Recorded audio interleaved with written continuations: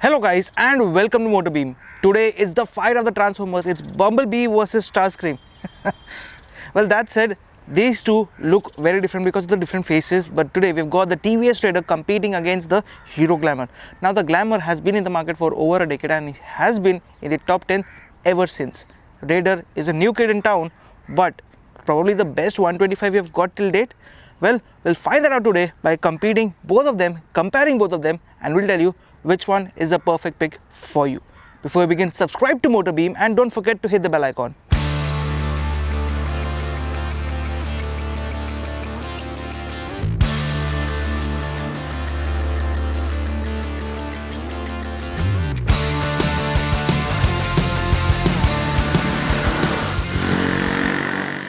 Both the motorcycles have some similarities, like the front is a telescopic suspension. Now you've got LED headlights at the front, LED tail light at the rear, and then you get a 10-liter fuel tank for both the motorcycles. You get a combi braking system with a disc brake at the front and a normal, yes, drum brake at the rear.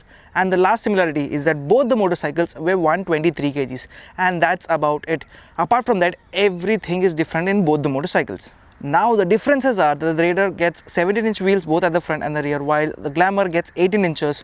The profile of the tires is however similar, 80 section at the front and a 100 section at the rear. You get a split seat setup on the Raider, there is a single speed seat. Overall design, it's very sporty, very aggressive, very edgy on the Raider. On the Glamour, it's quite soothing, quite simple.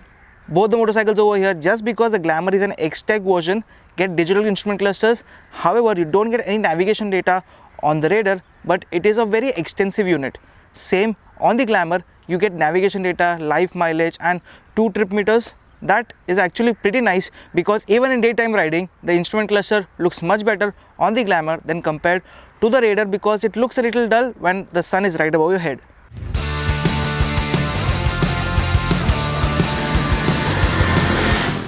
The switchgear too feels much premium, much better on the Raider than compared to the Glamour because here you get a very good tactile feel. However, on the Glamour, it feels a little cheap, cost cutting definitely there.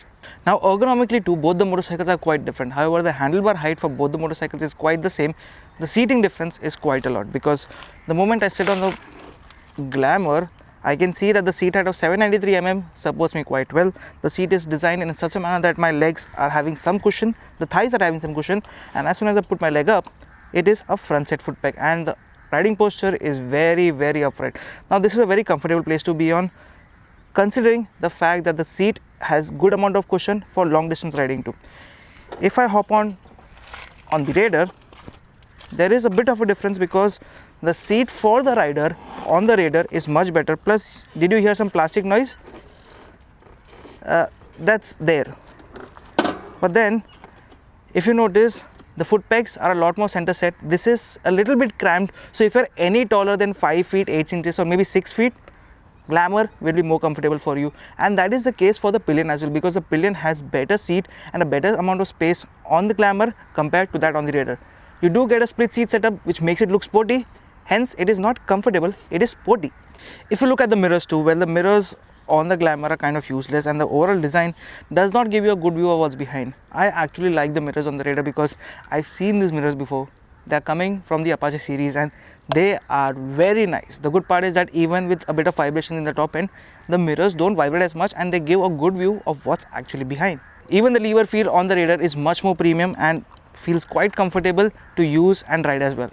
Now that said, if I talk about the small bits too, the Glamour as well as the Raider, for the Rider gets rubber foot pegs. However, for the pillion, the Raider gives you metal foot pegs. Same for the Glamour, are made of rubber and they are further away, so the pillion is a lot more comfortable definitely on the Glamour. The gear shifter on the Raider is also a single unit, it's a single toe shifter. However, that on the Glamour is a heel toe shifter, much more rated for commuter comfort.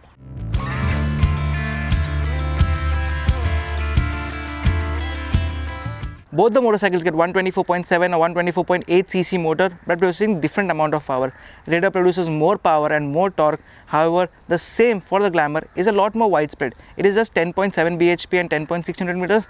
The Raider produces 11.6 bhp and 11.6 Newton meters.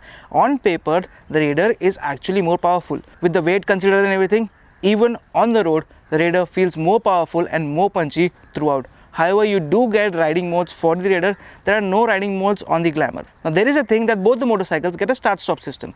For the Raider, it works with the riding mode. So if you're in the eco mode, well, this is the button to switch that. In the eco mode for the Raider, the start-stop system works flawlessly, plus the power comes down a little earlier, so there's more mileage and a little more grunt lower down.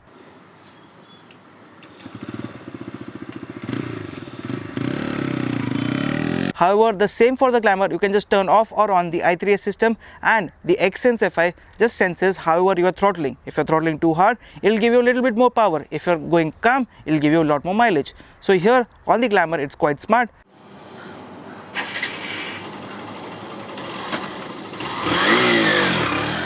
The riding mode also alters the shift indicator on the Raider's meter next to the gear position indicator as well as the red line too. Now you are riding a 125cc commuter, so what kind of ride do you expect from a motorcycle? Do you want comfort, or do you want performance? Do you want sportiness?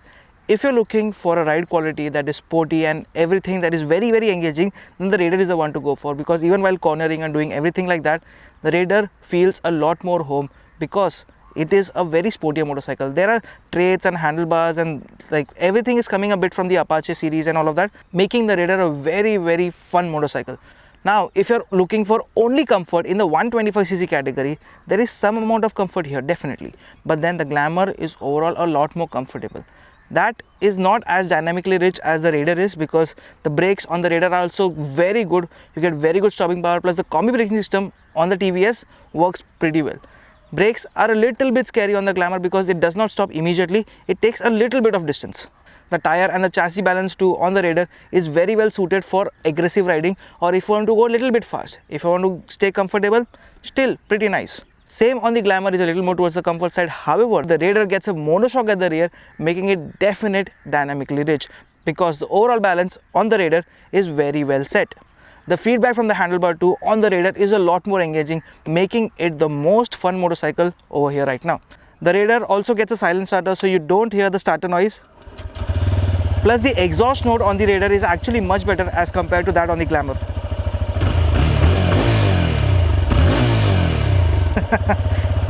You do get a USB charger on both the motorcycles. The one on the Raider is next to the tank lid. However, the one on the Glamour is near the headlight area, or actually below the cluster.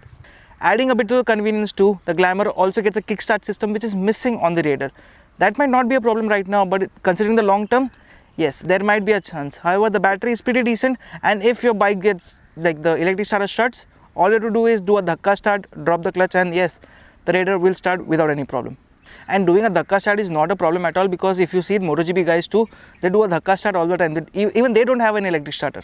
Adding a bit of sporty nature, the Raider also gets a belly pan, but both the motorcycles over here get a ground clearance which is similar, close to 180 mm, making it very good for normal riding or even going off the road.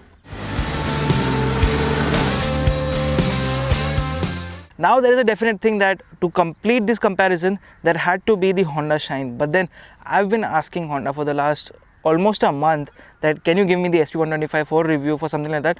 They don't even have it in the fleet, not even from the dealerships. So that is a bit of a problem, that Honda wants to promote their motorcycles, but not as much as TVS and Hero does. If the Honda Shine was here, or the SP125 for the banter, I would have said that the most comfortable motorcycle you can get is the Glamour. A balance between the Raider as well as the Glamour is the Honda Shine. But if you want something sporty, then it is the Raider right over here. Both the motorcycles, now X-Tec over here, the Glamour is the costliest. This one, the Raider, is also the costliest. The price difference between both the motorcycles is not more than 500 rupees, because if you want to get yourself something that's really sporty in the 125cc category, if you are a youngster, the Raider is the one for you. But if you want something that is no nonsense, comfortable and has the best service network available, then the Glamour you should pick. But then again, if you're a Honda fanboy, I know you're gonna definitely pick the Honda Shine, because everybody goes gaga over it. That said, if you like this video, do hit the like button. Do let me know in the comments below what are your views. I'll see you guys in the next one. Bye bye.